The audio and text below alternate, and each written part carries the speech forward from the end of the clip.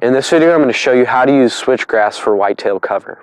So I'm out here right now. I'm going to bring some trail cameras back in and put those up for the season until April or May. I'm going to be checking those cards and seeing how they're using this bedding area right now.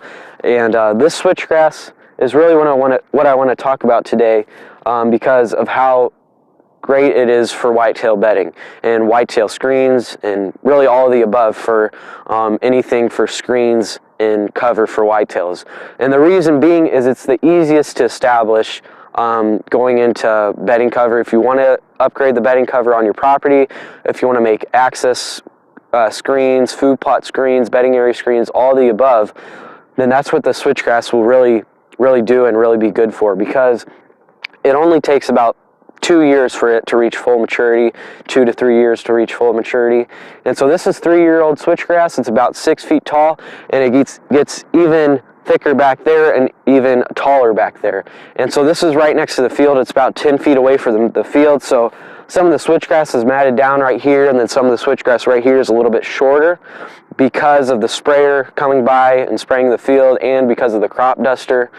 Those come through here, and that really kind of hurt the switchgrass up front.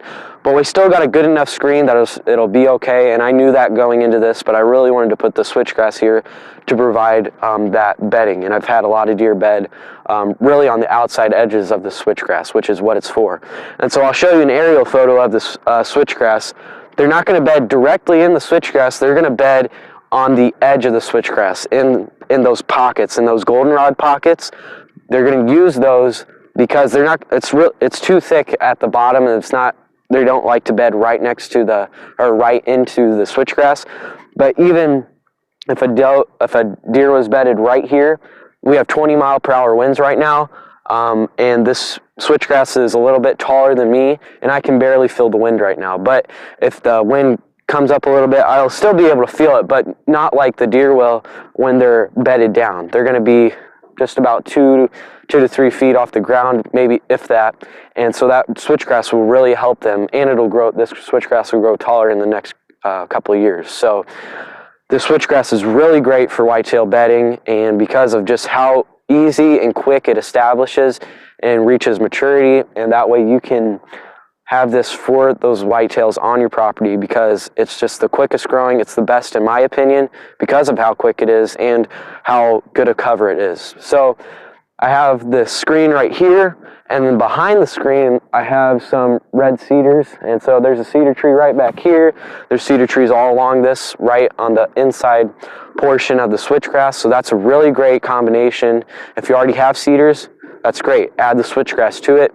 If you have switchgrass, add the cedars to it. So that's what I did with this spot, and I planted probably 5 or 6 pounds of switchgrass last year, and those are coming in great. This will be the second season of its growing, so it'll look really nice next year. I did it in my food plot. I had an access trail. I had some more bedding about 400 yards away, and so that was a really great thing to do last year. And so hopefully this year, make sure you get this switchgrass so that way you can do the same thing that I did, making sure that you have quality whitetail bedding on your property, so that way when wind like this comes, wind stronger than this, rain, sleet, snow, all the above, those deer can come in here and feel protected because of the switchgrass and because of all the warmth that it really gives the deer, because it's a windbreaker.